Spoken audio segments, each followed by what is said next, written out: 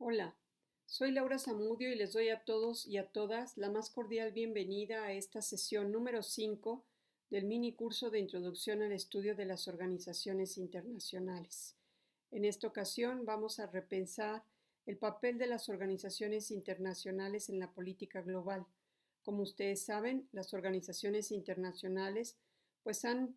estado presentes y han acompañado a los gobiernos en procesos de negociación, de toma de decisiones, de implementación de políticas. Su presencia ha sido importante también para entender cómo es que se ha intentado organizar la acción colectiva para resolver problemas transnacionales, cómo es que se ha buscado generar mecanismos e instrumentos que posibiliten el orden internacional, el orden entendido no como el fin del conflicto, no como la ausencia de guerra, sino en el sentido que plantea John Eikenberry en su libro After Victory, en donde sostiene que el orden pues, es un acuerdo de reglas, principios e instituciones de gobernanza entre estados, o bien una serie de acuerdos que definen las relaciones entre estados y sus expectativas de interacción. Es decir, las organizaciones internacionales han jugado parte en estos procesos complejos de interacción entre distintos gobiernos y por lo tanto pues forman parte de ese complejo de preguntas que se han venido haciendo los internacionalistas desde hace mucho tiempo y que pues tienen que ver con la idea de cómo se organiza y se gobierna el mundo. No hemos, sin duda, en estos procesos, pues no hemos logrado construir un gobierno mundial, un gobierno formal, un gobierno con poder policíaco, con poder militar. No tenemos y no lo hemos tenido una forma de autoridad supranacional y por lo tanto pues sigue siendo un reto para quienes buscan respuesta a estas preguntas, sigue siendo un reto el cómo sostener gobernanza sin gobierno, diría Holsti, cómo generar orden a través de instituciones que van más allá del Estado, o no solamente con el Estado. Bueno, entonces en este contexto vale la pena repensar el papel de las organizaciones internacionales en la política mundial, porque lo que estamos viendo, y, y esto nos causa sorpresa, nos confunde, pues es el hecho de que la arquitectura institucional creada desde hace más de 400 años, el famoso sistema de Westfalia de 1648, que se centró en los estados como actores prominentes y preeminentes de la política internacional, estados territorialmente independientes, con autoridad secular soberana, libres de intervención externa, sin una autoridad supranacional, pues esta arquitectura está cambiando. El Estado no parece ser ya la figura preeminente en la política internacional, está siendo retado por problemas que caen fuera de su jurisdicción territorial o problemas que por su envergadura, su dimensión, su gravedad, pues hacen imposible que sean atendidos por un solo actor o con las capacidades y recursos que poseen los actores de manera independiente. Problemas como la crisis sanitaria global ocasionada por el SARS-CoV-19 o el calentamiento global o los flujos migratorios, pues son problemas difíciles de atender que requieren formas, patrones de acción colectiva que han cambiado y que cambian la dinámica hasta ahora, digamos, construida. Y reitero, esto nos confunde porque pues justamente dónde estamos y cómo llegamos hasta aquí, cuáles son los nuevos patrones de interacción, cuáles son los nuevos patrones de orden o las nuevas dinámicas em, de organización, de organización global, o cuáles son las nuevas formas de organizar y gobernar al, al planeta en su conjunto. Todo esto pues nos confunde y yo creo que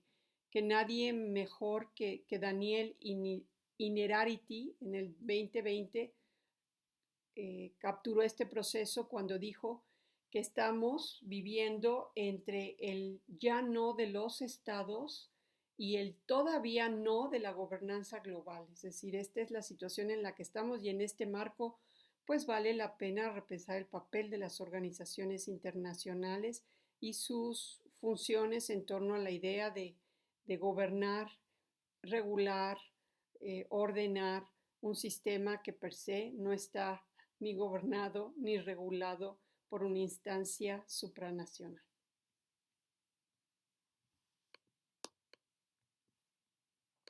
Bien, desde la década de los 90 se viene planteando la idea del fin del Estado-nación y el fin de la soberanía. Diversos autores en distintos textos plantean eh, estas nociones de la muerte del Estado, la retirada del Estado, la transformación del Estado, la emergencia de nuevas formas de soberanía compartidas, el nuevo medievalismo, la emergencia de espacios de administración pública internacional, etcétera. Todo lo cual pues no es sino el reflejo de un proceso de desintegración o de dispersión del poder y la autoridad a nivel internacional que es cada día más visible. Posiblemente el texto que marcó la pauta, que sentó las bases para comenzar a analizar este proceso de desintegración del poder, pues es el texto de Susan Strange de 1996 que se llama La retirada o el retiro del Estado. En este texto ella sostiene que la autoridad dominante del Estado en la economía y la sociedad se está sacudiendo y que hoy día el Estado se ha convertido en una de muchas otras fuentes de autoridad con recursos y poderes limitados, que hoy día el Estado comparte eh, con otras fuentes de autoridad pues su situación y que uno de estos nuevos actores o nuevas fuentes de autoridad son las corporaciones económicas. Desde distintas disciplinas, pues ha habido una discusión y se ha profundizado en este tema. Para algunos, pues algunos son escépticos sobre la sumisión del Estado a la globalización y a las lógicas del capital de acumulación global, como es el caso de los académicos neomarxistas. En otros casos sí se habla francamente de la desintegración y fin último del Estado. Pero bueno, digamos que yo no pretendo incorporar aquí este debate que es muy rico, que es muy profundo, sino que básicamente lo quiero señalar como un momento, como una situación que realmente afecta la lógica del pensamiento, las aproximaciones dominantes dentro de la disciplina de RI que pues han tenido una connotación muy centrada en el Estado, es decir, han sido aproximaciones teóricas estadocéntricas, visiones estadocéntricas del orden internacional, de la política internacional. El propio texto de John Eikenberry, After Victory, pues ahí él hace un recuento de los procesos de creación del orden y de las posibilidades de sostener este orden eh, entendido a partir de reglas, instituciones y mecanismos de acción de los estados. Es decir, el orden lo construyen los estados y lo sostienen los estados. Eh, y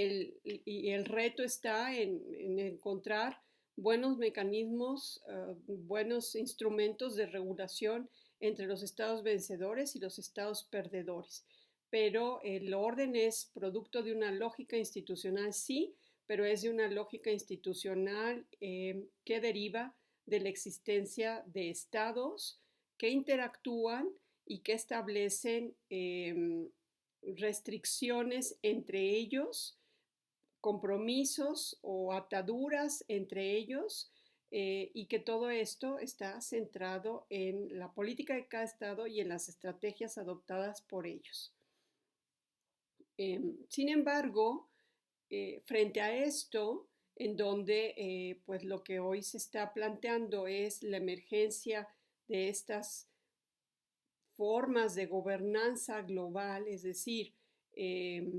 la suma de muchas maneras en que individuos, instituciones, públicos, privados manejan asuntos comunes, este proceso continuo a través del cual se adaptan intereses y objetivos muy diversos, tal como lo sostenía la Comisión de la Gobernanza Global en el 95, pues se ha venido ampliando, se ha venido fortaleciendo y hoy día pues cada vez más se habla de la gobernanza mundial. Eh, Thomas Weiss y Rorden Wilkinson en un texto del 2014 señalaron que la gobernanza global es la suma de ideas, valores, normas, procesos e instituciones formales e informales que ayudan a los actores, estados, organizaciones, sociedad civil y grupos transnacionales a entender y dirigir problemas transfronterizos. Es decir, la gobernanza ya asume que hay una plétora de actores con distintos niveles de autoridad que tienen capacidad para intervenir y definir procesos de intervención, procesos de atención a problemas comunes. En este complejo, con este conglomerado muy complejo de actores diversos, pues emergen estas nuevas formas de autoridad y estos nuevos instrumentos de cooperación. Estamos viendo que de lo estrictamente interestatal estamos encontrando o viendo nuevas formas de cooperación, innovadoras formas de cooperación que dan cuenta de otro tipo de interacciones que no son exclusivamente gubernamentales o intergubernamentales o transgubernamentales, sino que involucran actores privados, a fundaciones, a organizaciones internacionales, etc. Estamos viendo que de las relaciones interestatales estamos pasando a relaciones interorganizacionales, trabajos en red, asociaciones público-privadas, mecanismos híbridos de cooperación y regulación y todo un ramillete de innovaciones. El énfasis en estas innovaciones institucionales derivadas de la gobernanza, pues lo pueden seguir en el trabajo de Thomas Hall y David Held, es el Handbook of Transnational Governance, Institutions and Innovations del 2011. Allí ellos indican que estamos viviendo en un periodo extraordinario de innovación institucional en materia de gobernanza transnacional con diferentes tipos de instituciones jugando roles cruciales y formas de autoridad diferenciadas. Y ahí es un texto que está cargado de ejemplos. Uno de ellos, nada más por cerrar esta parte, es que ellos sostienen que tras la crisis financiera del 2008-2009, la regulación se convirtió en una preocupación muy importante para los gobiernos del mundo y que esta regulación ya no se realiza solo por políticos o diplomáticos, sino por redes de reguladores gubernamentales, burócratas internacionales y en ciertos casos representantes de las industrias reguladas. Estas redes, como el Comité de Supervisión Bancaria, Basel, desarrollan estándares técnicos que forjan hoy la economía global. Entonces, esta discusión de cómo hoy de cómo hoy la organización internacional se maneja desde una perspectiva no estadocéntrico, no centrada en el Estado y donde el Estado está perdiendo el Estado está compartiendo formas de autoridad con otros actores, pues es relevante para repensar como dije, el papel de las organizaciones internacionales y comenzar a discutir qué papel juegan dentro de esos nuevos patrones de poder y autoridad y cómo participan, si es que lo hacen, en procesos de toma de decisión eh, eh, que van más allá, como dije, del monopolio exclusivo de los gobiernos. Bien, vamos poniendo algunos ejemplos a esta idea de cómo las organizaciones internacionales han contribuido a la creación de nuevas formas de gobernanza global. Eh, un ejemplo reciente es el de la Organización Mundial de la Salud para atender el problema de la crisis sanitaria ocasionada por el COVID-19. Como ustedes saben, la crisis por COVID fue una crisis de enorme envergadura y afectó de manera muy profunda y de múltiples maneras la vida de prácticamente todos los seres que habitamos este planeta, todos los seres humanos que habitamos este planeta. La Organización Mundial de la Salud tiene la encomienda, a través del Reglamento Sanitario Internacional, de atender este tipo de enfermedad, este tipo de brotes que pueden generar pues graves crisis, pandemias a nivel internacional. Es una organización especializada del Sistema de Naciones Unidas, pero es una organización que no cuenta con muchos recursos económicos, no tiene laboratorios, no tiene instituciones de investigación, no tiene mecanismos de enforcement, entonces es una organización con muchas limitaciones.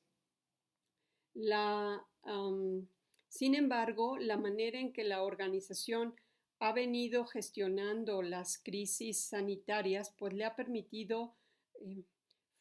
formalizar un mecanismo de gobernanza que para algunos autores es considerado pues un mecanismo de gobernanza post-westfaliano. David Findler sostiene que la gobernanza para enfermedades infecciosas es un modelo no estadocéntrico, ya que incorpora actores no gubernamentales en el sistema de vigilancia y brinda a la OMS, a través de un trabajo que hace en red con distintos actores especializados, una mayor autoridad para emitir sus recomendaciones. La Organización Mundial de la Salud, entonces, su modelo de gobernanza no se puede entender si no partimos de esta idea de que la organización ha generado esquemas de trabajo en red.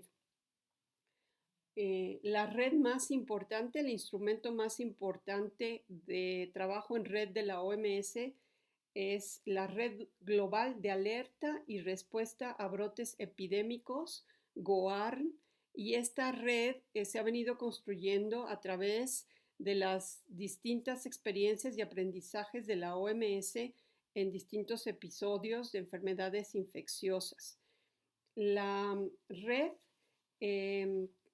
permite que la Organización Mundial de la Salud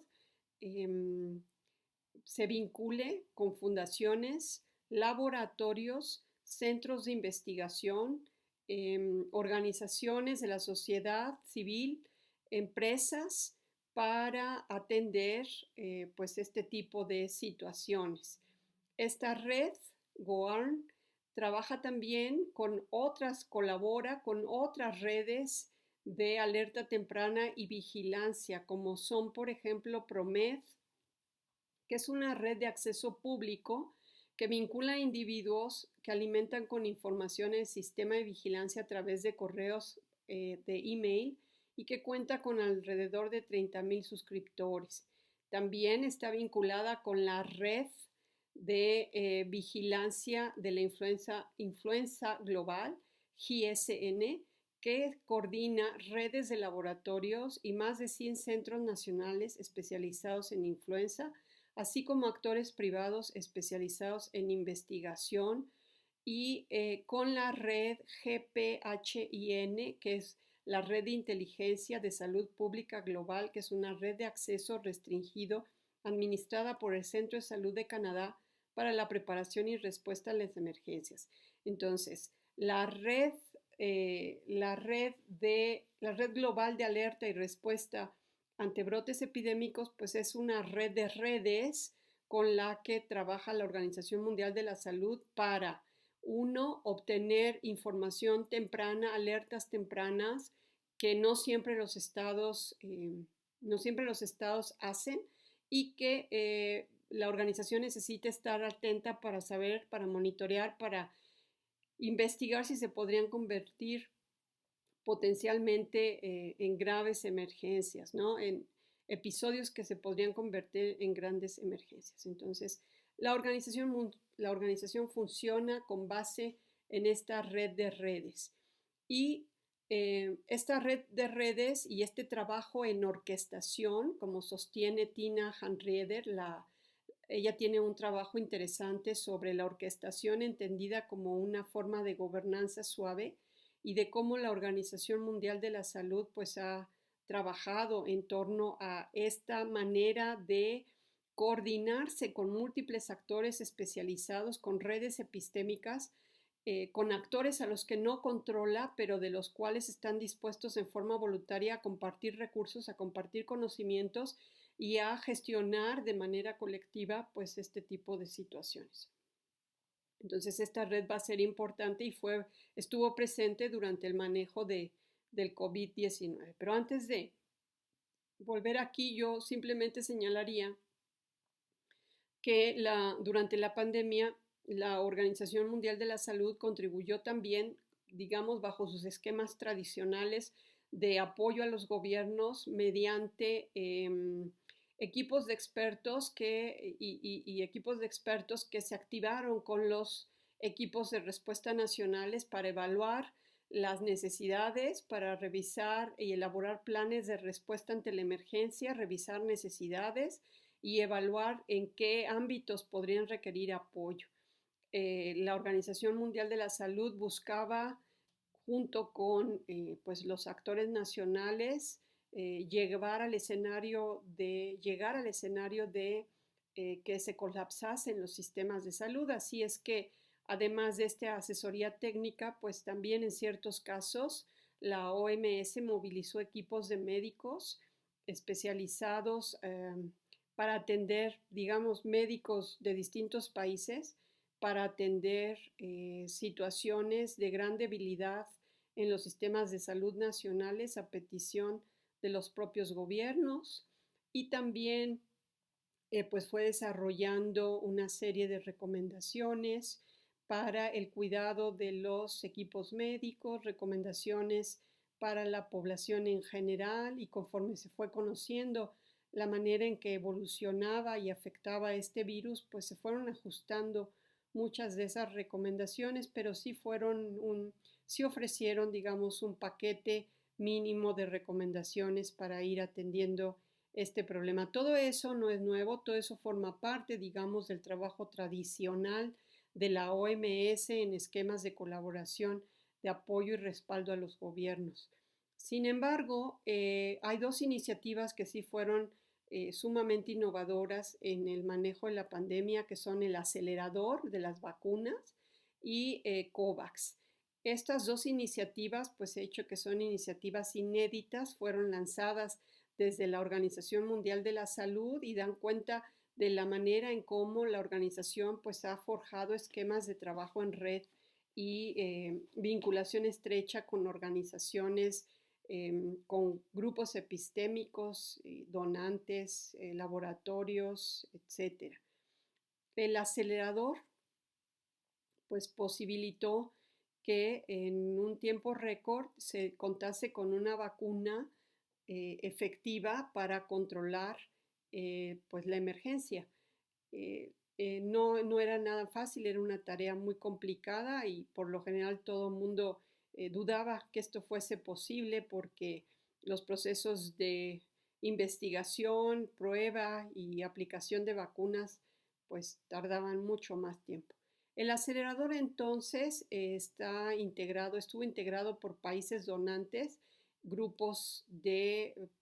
privados como la Fundación de Bill y Melinda Gates, Wellcome Trust, World Economic Forum, el Banco Mundial y muchas otras organizaciones internacionales, fundaciones, privados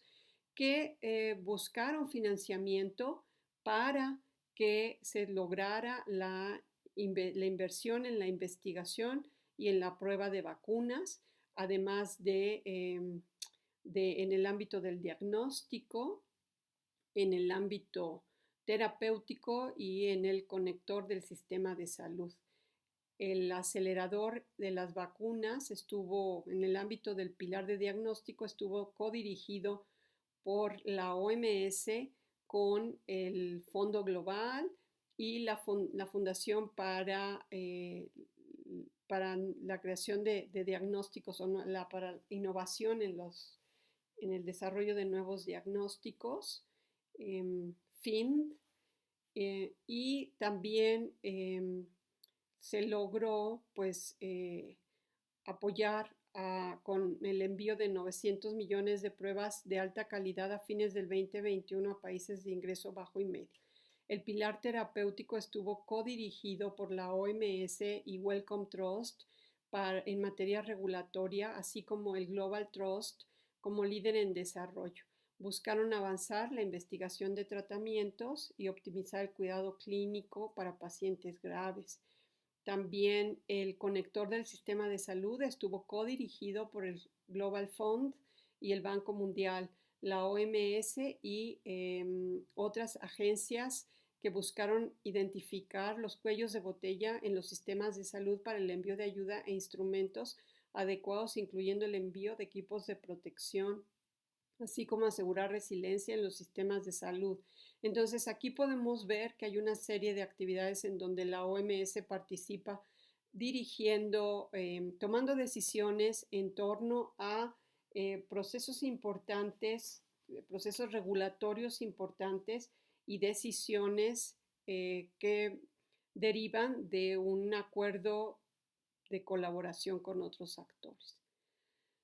Y COVAX, bueno, COVAX fue un modelo para asegurar, es un modelo muy cuestionado por su efectividad, porque pues la idea de COVAX era que se lograse cubrir el 20% de vacunas, vacunas para el 20% al menos de la población de todos los países del mundo. Recuerden ustedes que cuando emergieron las vacunas, pues hubo una rebatinga entre los países ricos y muchos, para tratar de evitar esta situación, pues la Organización Mundial de la Salud propuso este esquema en donde se negociaron precios con las farmacéuticas y esto garantizó que los países, todos los países tuvieran acceso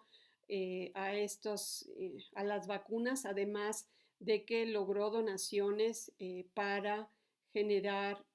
pues la entrega de vacunas y cubrir al menos al 20% de la población de cada país. La meta no se alcanzó como tal y menos en el primer año tal como se había planteado, pero estos dos instrumentos dan cuenta de cómo la Organización Mundial de la Salud, una organización con poco presupuesto, sin mecanismos de enforcement y sin tener por sí misma laboratorios o institutos de investigación, pues logró contribuir en el manejo de esta terrible situación. Un ejemplo de formas de cooperación, de colaboración menos laxas, como sería la orquestación de la OMS, pues es el trabajo interorganizacional que estamos viendo entre pues distintas organizaciones internacionales. Particularmente hemos visto la emergencia de estas formas de cooperación formal entre las Naciones Unidas y la OTAN o las Naciones Unidas y la Unión Africana para sobre todo procesos de pacificación, pero en realidad se han aplicado con distintos proyectos, distintos mecanismos. O sea, no hay duda que las Naciones Unidas ha jugado un papel importante en los procesos de pacificación a través de las famosas operaciones para el mantenimiento de la paz, operaciones que se vienen dando desde 1946 y que estas estructuras pues han permitido tanto la tanto evitar la escalada se han propuesto tanto evitar la escalada del conflicto como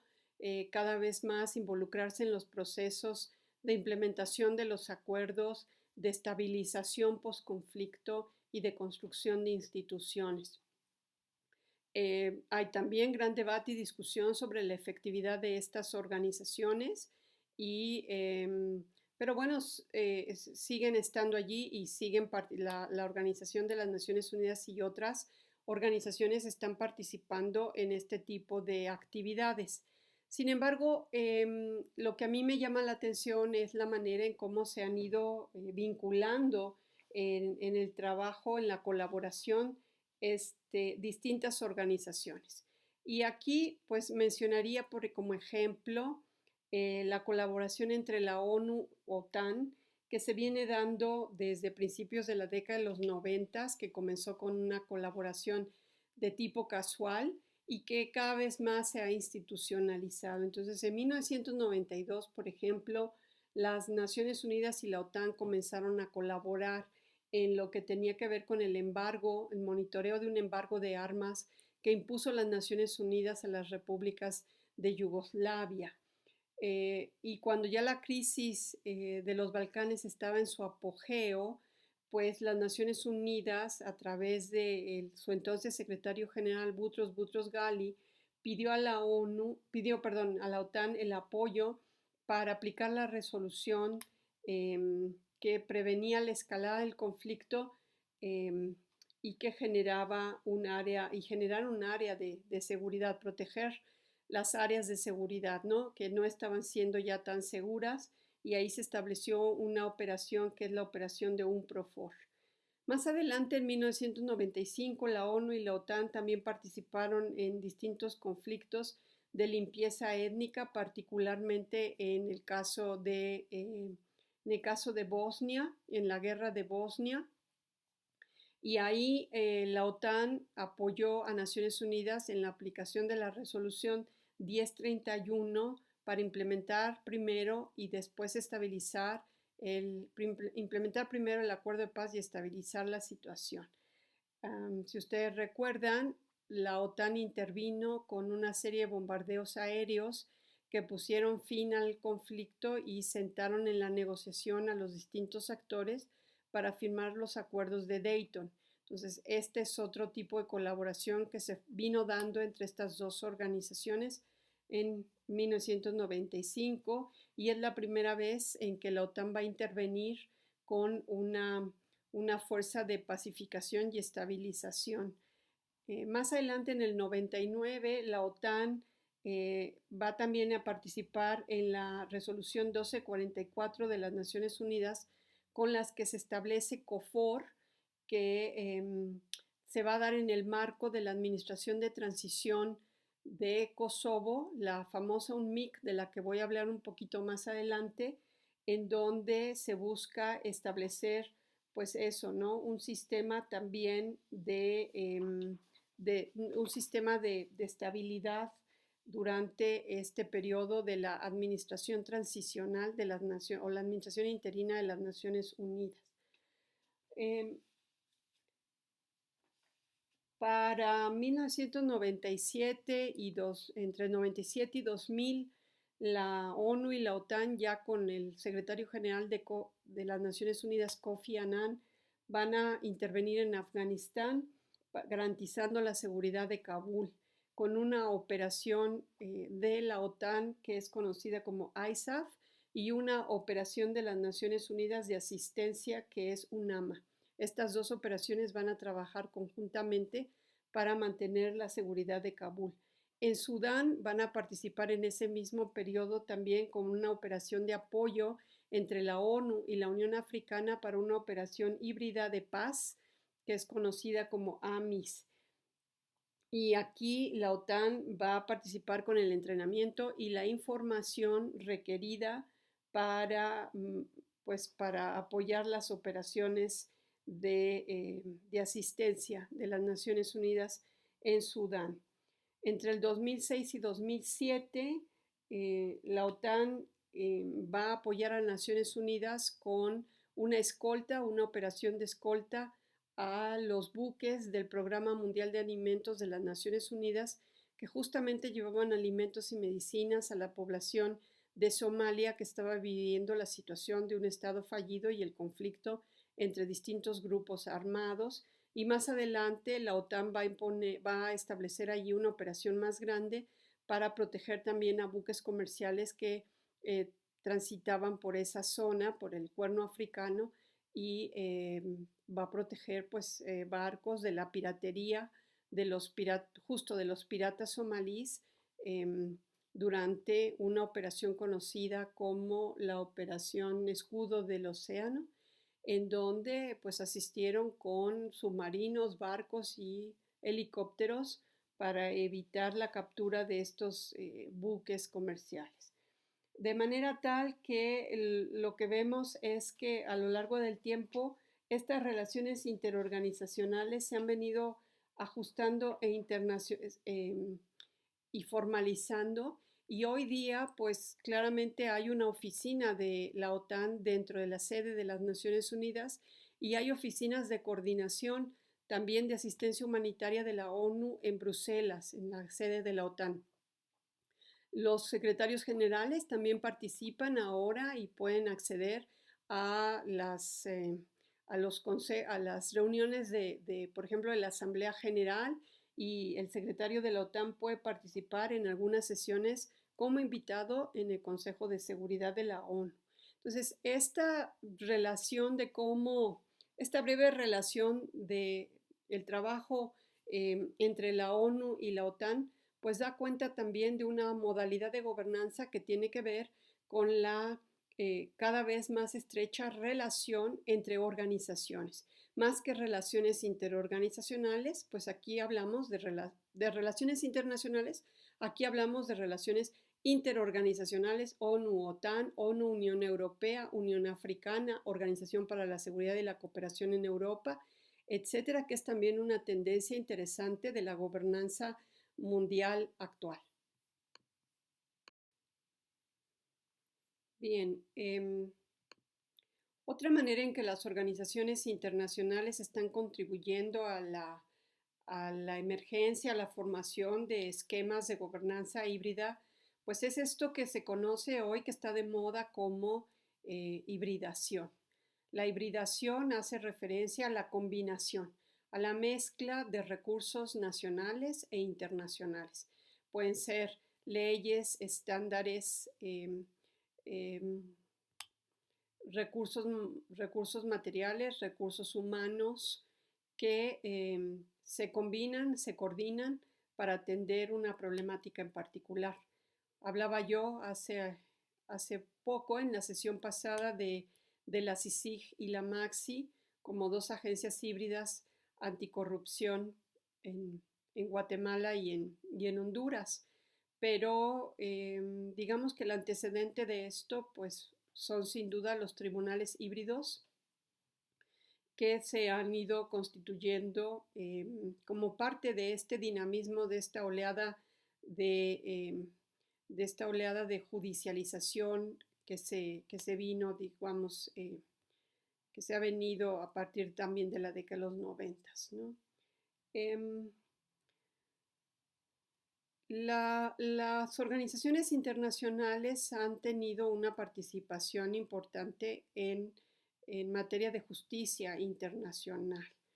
Está, por ejemplo, la Corte Internacional de Justicia, que es uno de los 6 órganos principales permanentes de las Naciones Unidas. Esta es una organización que, como ustedes saben, tiene como antecedente la Corte Permanente Internacional de Justicia creada por la Liga de las Naciones en el periodo que va de 1922 a 1945. Su mandato es resolver las disputas entre estados de conformidad con el derecho internacional y siempre y cuando exista consentimiento en los países. Estas disputas legales tienen que ver con derechos que regulan las relaciones entre los estados y está conformado por 15 jueces electos por la Asamblea General y el Consejo de Seguridad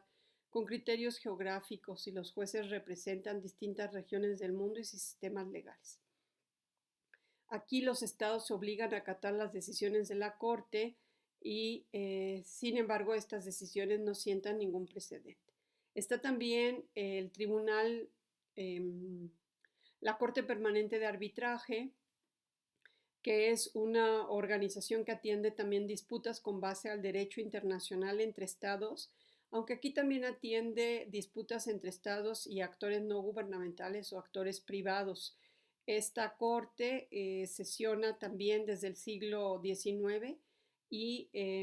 sus decisiones pues son decisiones sobre la interpretación de los tratados. No tiene tampoco, no tiene mecanismos de enforcement, no tiene mecanismos para hacer cumplir, pero sí se basa en la idea de que los tratados internacionales se cumplen, ¿no? Pero vamos, la idea de la hibridación es una idea que se vino desarrollando después y que forma parte de pues de este desarrollo de otros tipos de organizaciones internacionales participando en temas de justicia internacional. Entre ellos están los tribunales ad hoc que se crearon a finales de los 90, es el Tribunal Internacional Penal en la ex Yugoslavia del 93 y el de Ruanda del 94. Estos dos tribunales, como saben, iniciaron una nueva era pues de justicia criminal junto con los tribunales mixtos o híbridos creados. Estos tribunales ad hoc fueron creados por el Consejo de Seguridad de las Naciones Unidas, basándose en el capítulo 7 de la Carta de las Naciones Unidas. Son innovadores porque buscan castigar a individuos. Ya no estamos hablando aquí de relaciones, interacciones entre estados, sino que buscan castigar a quienes cometen los peores crímenes contra la humanidad. Son herederos, como se dice, de los tribunales de Nuremberg y de Tokio. En el caso del Tribunal Penal de la ex Yugoslavia y de Ruanda, como ustedes saben, estos tribunales pues fueron pensados como tribunales no permanentes. El de Ruanda estuvo vigente del 94 al 2008 y el de la ex Yugoslavia del 93 al 2010. Después dejaron unos mecanismos residuales para atender ya los últimos detalles de estos instrumentos. Juzgaron crímenes mucho más amplios de los que hoy juzga la Corte Penal Internacional y fueron tribunales pues realmente muy costosos porque básicamente costaron entre 138 millones de dólares al año para ex Yugoslavia y 135 millones de dólares al año para Ruanda. Sin embargo, la mayor crítica de estos tribunales pues fue no tanto el costo per se, sino el que se estaban gestando bajo leyes, estándares y personal internacional, no local, y sus sedes estaban fuera de los países en donde se habían cometido pues estos actos. En el caso del Tribunal Penal para la ex Yugoslavia, la sede estaba en La Haya y en el de Ruanda estaba en Arusha, Tanzania. Entonces la gran crítica era que no se sentía la apropiación o no había apropiación por parte de las comunidades locales. Esto llevó a la creación de los tribunales mixtos o los tribunales híbridos, que es una de las de los desarrollos que más ha estado gestándose, digamos, en los tiempos recientes, ¿no? Estos tribunales híbridos tienen un costo menor, pero sobre todo la composición nacional e internacional, pues es como decía yo, es combinada. Estos tribunales, por ejemplo, estoy hablando de las cámaras especiales para Timor Oriental, que se creó en 1999, los tribunales especiales de Sierra Leona en el 2002, el Tribunal Extraordinario para Camboya, los paneles de regulación 64 para Kosovo, el Tribunal Especial para Líbano y el Tribunal Híbrido para Darfur. Entonces,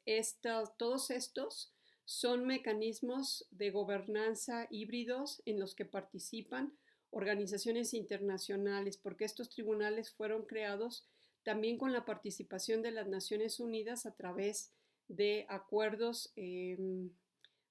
directos con los gobiernos, pero se financian también con recursos de la comunidad internacional y recursos de los países participantes. Hay un financiamiento voluntario de estados, pero repito, los gobiernos también son responsables del costo. Estos tribunales costaron alrededor, en promedio, de 13.3 millones de dólares al año. Tenían un staff de entre 350 y 400 personas y una vida o una vigencia entre 3 y 5 años. Eran más veloces en términos de dictar una sentencia, pero no necesariamente seguían el debido proceso, precisamente por la falta de financiamiento o por la necesidad de responder muy rápidamente ante las poblaciones en donde estaban insertos y donde se habían cometido los crímenes. Entonces, lo que podemos ver aquí es cómo las organizaciones internacionales pues, han contribuido en la gestión de nuevas formas de gobernanza híbrida y una gobernanza que pues al menos le apuesta a reducir los costos económicos de estos procesos. Entre ellos también habría que reconsiderar el tema de la apropiación o el legado que pueden dejar en las poblaciones en las que se asentaron. Este sería otro ejemplo importante para discutir, para reflexionar. Bien, para finalizar, pues me gustaría mencionar que uno de los temas más fascinantes que tienen que ver con esta recapitulación o revisión del papel que tienen las organizaciones internacionales en la política mundial, pues es el tema de las administraciones de transición. Las administraciones de transición colocan a las organizaciones en situaciones de auténticos gobiernos. Funcionan como gobiernos de jure y de facto. Las organizaciones no solo van a actuar sustituyendo, apuntalando, coordinando la labor de los gobiernos, sino que, como podemos ver en algunos casos, tienen la capacidad de ejercer poder ejecutivo, legislativo y judicial a través de la figura del representante especial del secretario general de las Naciones Unidas. Estas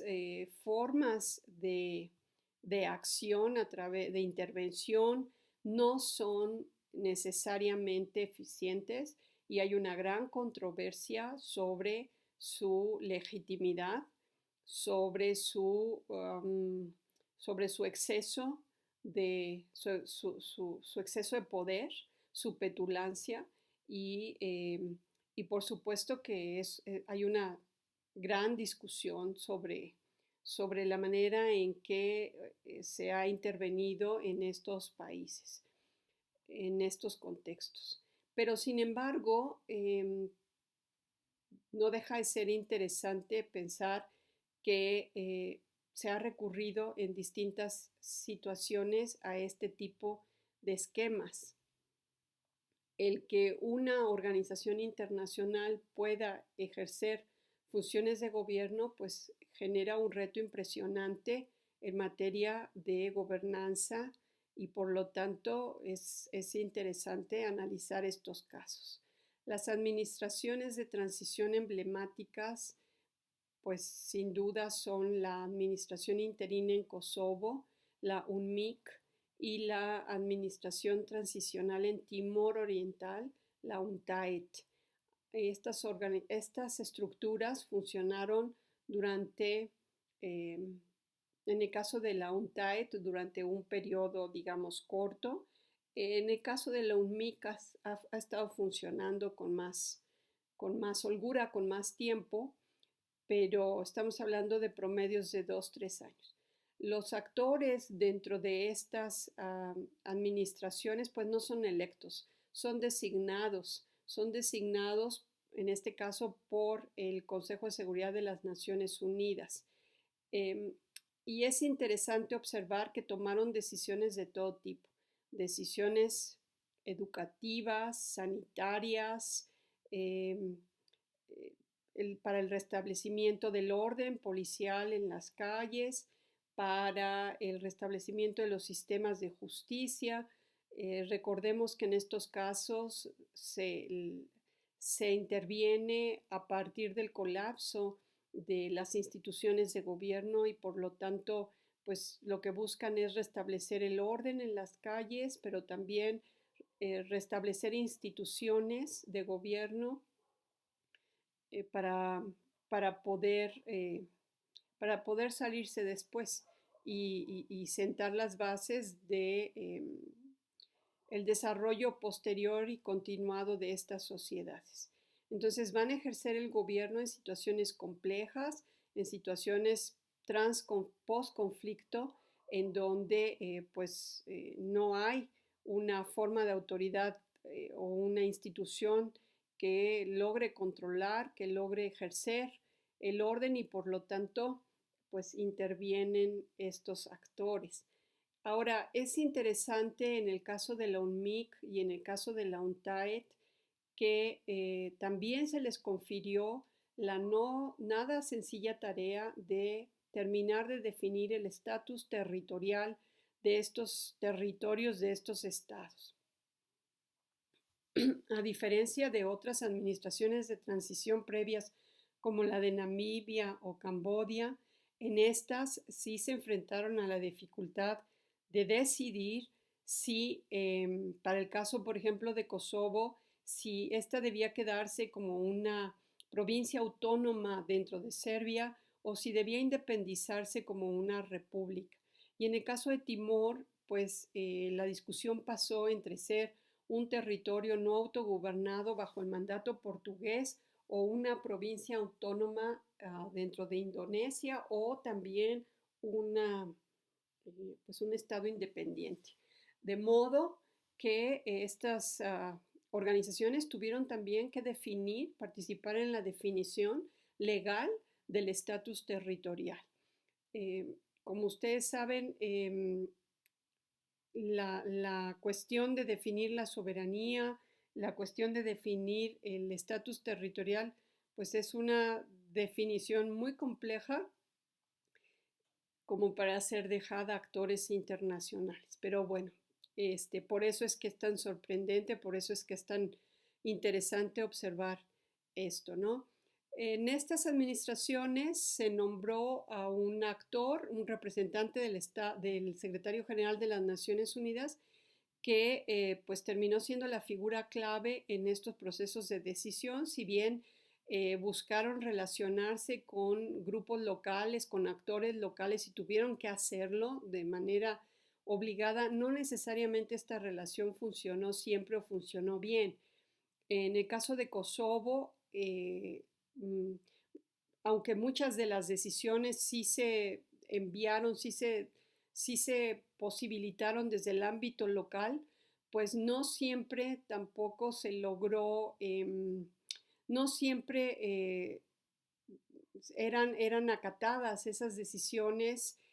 o no siempre estaban libres de conflicto, de contradicción con las decisiones desde la administración de transición más centralizada, ¿no? En el caso de Timor, pues la figura clave fue este diplomático brasileño Sergio Vieira di Mello, que pues tuvo una relación pues un poco más cercana con los actores locales y posibilitó una administración de transición un poco, digamos, más ágil, pero no por eso más eficiente, porque pues después de que esta administración cerró y se fueron, de todas maneras siguió siendo complicado mantener la viabilidad de Timor como tal, ¿no? Como un estado independiente como tal. Bueno, entonces con esto yo dejaría por ahora esta discusión. Lo que hice fue dejar algunos ejemplos para reflexionar sobre el papel de las organizaciones internacionales en estos contextos post-Westfalia, en donde pues emergen distintos patrones de interacción y distintos patrones de poder y de autoridad. Y espero que esto les haya servido y muchas gracias.